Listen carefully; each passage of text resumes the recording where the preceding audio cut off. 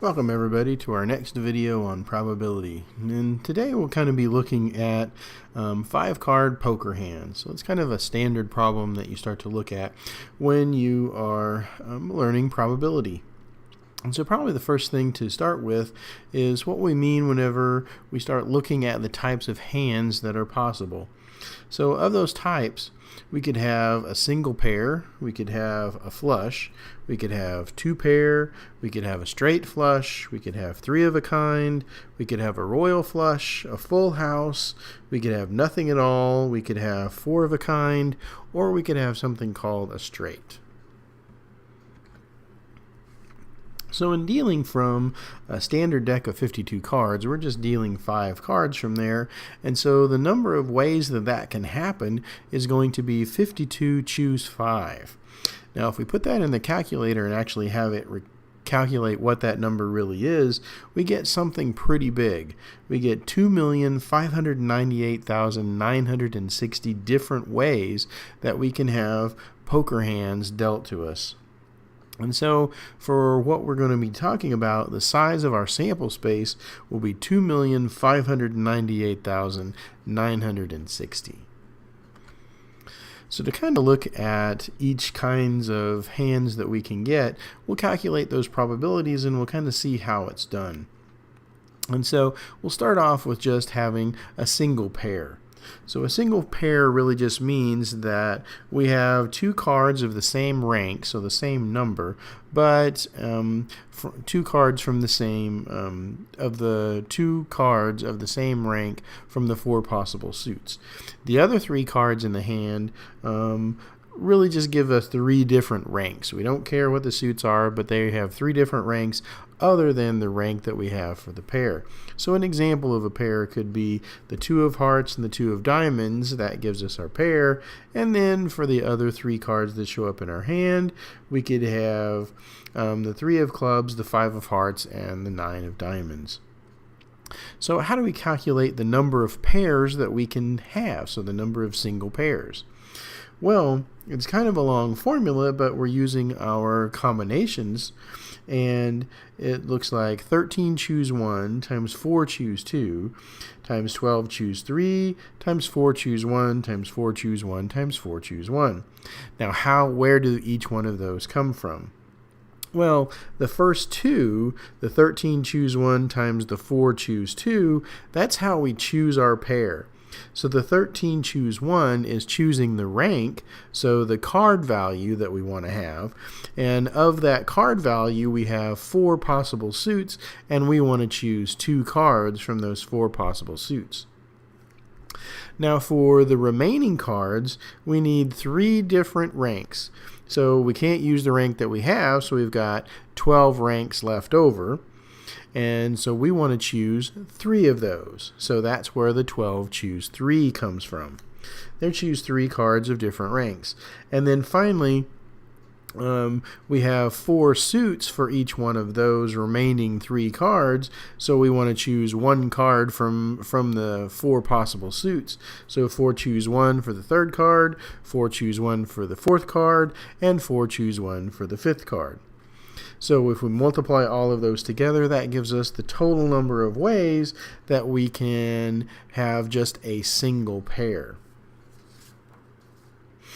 Now if we calculate those numbers out, we can put those in the calculator. So that's going to give us 13 times 6 times 220 for the 12 choose 3 times 4 times 4 times 4, which gives us a grand total of 1,098,240 ways that we can get just a single pair. And so our probability of a single pair is just going to be that 1,098,240 divided by the number of things we have in our sample space, 2,598,960. Well, if we put that in the calculator to get a decimal point to give us an idea of how big that number is, we see that that's going to be approximately 0.422569028.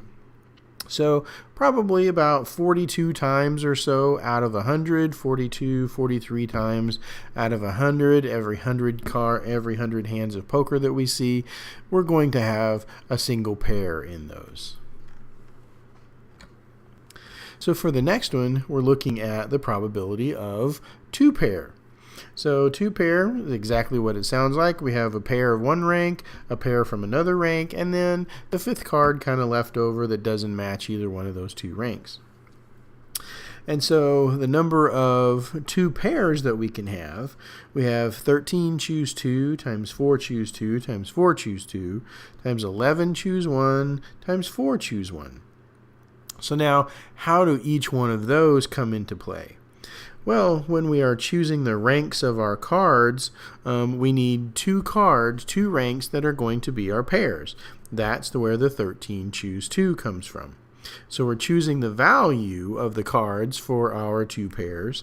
Then the 4 choose 2 times 4 choose 2, we're choosing two cards from 4 possible suits for the first pair, two cards from the 4 possible suits for the second pair, so that's where the 4 choose 2 comes from.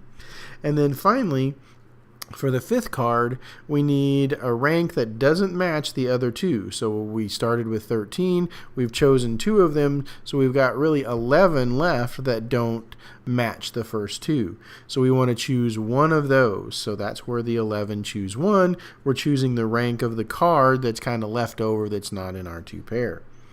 And then finally, once we choose that rank, we have 4 possible suits, and we want to choose one of those cards, and so that's where the 4 choose 1 comes from. So if we calculate each one of those numbers, so we put those in, 13 choose 2 times 4 choose 2 times 4 choose 2 times 11 choose 1 times 4 choose 1 is going to give us 78 times 6 times 6 times 11 times 4, which gives us a grand total of 123,552 ways that we can get two pair. And so the probability of getting our two pair is going to be that 123,552 divided by the size of our sample space, 2,598,960. In this case, if we look at the decimal expansion for that, we get 0.047539016. So only about 4 times out of every 100 deals of poker hands are we really ever going to see two pair. Kind of moving on now to 3 of a kind, and that's exactly what it sounds like. So we have 3 cards of the same rank, and then the remaining 2 cards are just different ranks. Okay. And so if we look at the number of 3 of a kinds that we can have, that's going to be 13 choose 1 times 4 choose 3 times 12 choose 2 times 4 choose 1 times 4 choose 1. Let's see what that actually means. So where does the 13 choose 1 come from? Well, that's going to be the rank of our 3 of a kind. Then from those 4 possible suits, we're going to choose 3 out of the 4, so we multiply that by 4 choose 3. Then we've got 2 cards left that we need to be different ranks. And so we have got 12 ranks that don't match the rank that we had for our 3 of a kind. And so we want to choose 2 of those. So that's where the 12 choose 2 comes from. And then for those last 2 cards, we've got 4 suits for each one. And we want to choose 1 card from those 4 possible suits. So that's our 4 choose 1 for the 4th card and 4 choose 1 for the 5th card. So again, writing out those numbers, we've got 13 choose 1 times 4 choose 3 times 12 choose 2 times 4 choose 1 times 4 choose 1 gives us 13 times 4 times 66 times 4 times 4, or 54,912. So the probability of getting 3 of a kind is just going to be 54,912 divided by 2,598,960 different possible poker hands. And so if we kind of see how often that would happen, we look at the decimal expansion. So 0.021128451. So only about 2 times out of every 100 hands of poker are we ever going to see 3 of a kind. And so kind of moving on to what a full house is. Well, a full house is where we have 2 of a kind and we've got 3 of a kind. So how many full houses can we have? Well, that's going to be the product of 13 choose 1 times 4 choose 2 times 12 choose 1 times 4 choose 3. So probably by now you're getting a pretty good idea of where each one of these are coming from. The 13 choose 1 is choosing the rank of the pair that we have. Then from that choosing the rank of the pair, we're going to choose 2 cards from the 4 possible suits. Then we need a different rank, so we've got 12 ranks that don't match the rank for our pair, so that gives us 12 choose 1. And then from those 4 possible suits, we want to choose 3 of them for our 3 of a kind, so that's where our 12 choose 1 times 4 choose 3 comes from. And so if we write those out, 13 choose 1 times 4 choose 2 times 12 choose 1 times 4 choose 3, that's going to give us 13 times 6 times 12 times 4, or just 3,744. So the probability of getting a full house is just going to be 3,744 divided by 2,598,960. Or, from the decimal expansion, we see 0.0014440576, or really, now we're only going to see a full house about 1 time, maybe 2, out of every 1,000 hands of poker that we're getting. And so now if we look at the possibility of getting 4 of a kind. Well, from this, how many 4 of a kinds can we have? Well, 13 choose 1 times 4 choose 4 times 12 choose 1 times 4 choose 1. So let's see where all of those numbers come from. 13 choose 1, we're choosing the rank of our 4 of a kind. Then from the 4 possible suits, we're choosing all 4 of them. So that's where the 4 choose 4 comes from. Then we've got 1 more card left to choose. We've chosen 4 of them, so we've got 1 more in our 5-card poker hand. We want it to be a different rank, so that's 12 choose 1 possible choices for that. And of those 4 possible suits, we want to choose 1 of them. So that's where our 12 choose 1 times 4 choose 1 comes from. So 13 choose 1 times 4 choose 4 times 12 choose 1 times 4 choose 1 gives us 13 times 1 times 12 times 4, or just 624 different ways to get 4 of a kind.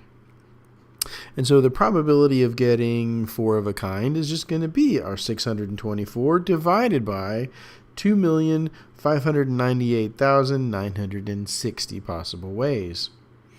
So if we look at the decimal expansion of that, we're seeing 0.000240096. So roughly what we're going to see there is only about 2 times out of every 10,000 hands of poker that we are being dealt are we ever actually going to see 4 of a kind. So now if we look at the probability of getting a straight. Well, a straight just means that the ranks of the cards are going to be in consecutive numerical order. The suits can be anything that we want, but it's the ranks of the cards that matter. So for example, we could get a 2 of hearts, a 3 of clubs, a 4 of diamonds, a 5 of diamonds, and a 6 of spades.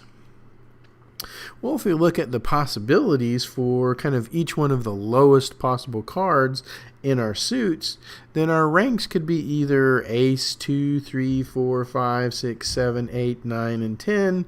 We can't have a jack, we can't have a queen, we can't have a king, we can't have an ace as the lowest card because we don't have enough ranks beyond that. And so once we choose the smallest rank for our straight, then all the other cards are fixed after that. The ranks of all the other cards are going to be fixed. And so if we look at the number of straights that we can have, well, we've got 10 choose 1, choosing the lowest possible card that we can have, and then 4 choose 1 times 4 choose 1 times 4 choose 1 times 4 choose 1 times 4 choose 1. We've got 5 of those 4 choose 1s. So for each one of those four possible suits, we want to choose one card. We do not care about the suits, we only care about the ranks. And so we've got 10 times 4 to the 5th power. And so that 10 times 4 to the 5th power gives us 10,240 different ways of getting a straight. And so the probability of a straight is just going to be 10,240 divided by 2,598,960. If we look at the decimal expansion of that, now we're getting 0.003940038. So about 3 or 4 times out of every 1,000 hands of poker are we ever going to see a straight. So another type of hand that we can have is something called a flush. And a flush is just going to be where all cards are going to be in the same suit.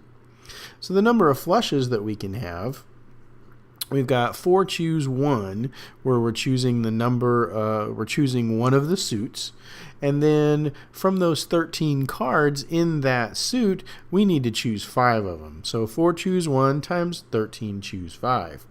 That gives us 4 times 1,287, or a grand total of 5,148 ways in which we can get a flush.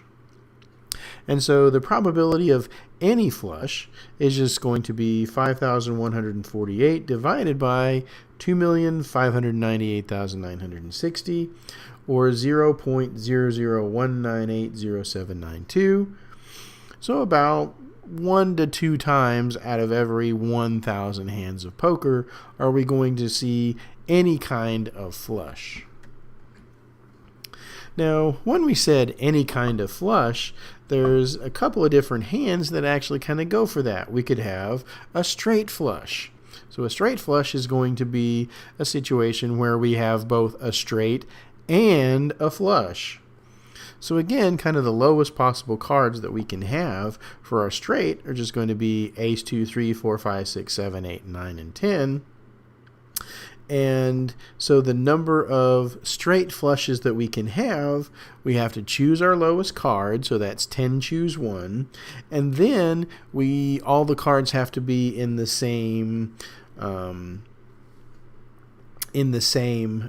suit. So we've got 4 possible suits, so we want to choose one of those. So 10 choose 1 times 4 choose 1, because once we choose the lowest card, it's a straight, so all the other numerical choice and all the other ranks are chosen for us. So that just gives us 10 times 4, or 40 possible straight flushes. So our probability of getting any kind of straight flush is going to be 40 over 2,598,960, or 0.000015391. So now we're only seeing really about 1 to 2 any straight flush in about 100,000 hands of poker. And so kind of being even more specific than that, we've got a hand called a royal flush. So a royal flush is going to be a straight flush where we have the ranks 10, jack, queen, king, and ace. So the number of royal flushes, well, our lowest card's already picked for us. That's a 10. So the only thing that's really kind of varying in getting a royal flush is the suit, which just gives us 4 choose 1 ways of choosing one suit. And so there's only 4 possible royal flushes that we can have. So the probability of getting a royal flush 4 times out of 2,598,960 or 0.0000001539. Extremely unlikely that we will ever see a royal flush when our hands of poker are dealt. So kind of just to summarize all of these things, our possible hands, we can have a single pair, we can have two pair, three of a kind, full house, a four of a kind, a straight, a flush, we could have a straight flush, and we could have a royal flush. Well, if we look at the number of straight flushes that are not royal flushes, that's 40 minus 4, so there's 36 straight flushes which are not royal flushes. And kind of by that same token, we've got straights that are not straight flushes. And so we've had 10,240 straights which are not straight flushes. So we take out the number of straight flushes from there. And so just a straight, we've got 10,200. And then we can talk about the number of flushes that are not straight flushes.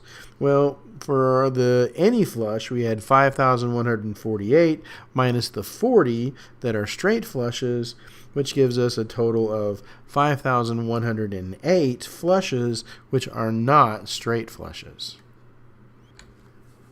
And so kind of putting all of this together, the probability of a pair, 1,098,240 divided by 2,598,960 gives us about 0.422. Probability of two pair, we get about 0.047. Probability of three of a kind, 0.02. Probability of a full house, 0.001. Probability of four of a kind, 0.00024. So these things are getting extremely unlikely now. Probability of a straight, a little bit better, 0.00339. Probability of just a flush, so a flush that's not a straight flush or a royal flush, 5,108 divided by 2,598,960, or about 0.0019. Probability of just a straight flush, 36 over 2,598,960, or 0.000013852. So just a straight flush, extremely unlikely. And then probability of a royal flush, even more unlikely. 4 out of 2,598,960 gives us 0.00001539. So what is that? Tens, hundreds, thousands, 10,000s, 100,000s, millions. So we're only going to see about one or two out of every million hands of poker that will be a royal flush. And so for this, we can see that kind of how likely are different hands of poker. And so hopefully you can kind of look at this and remember some of these probabilities the next time you and some of your friends are sitting around playing 5-card poker. So I hope this has been enlightening. I hope it's been informative, and I will see you all next time.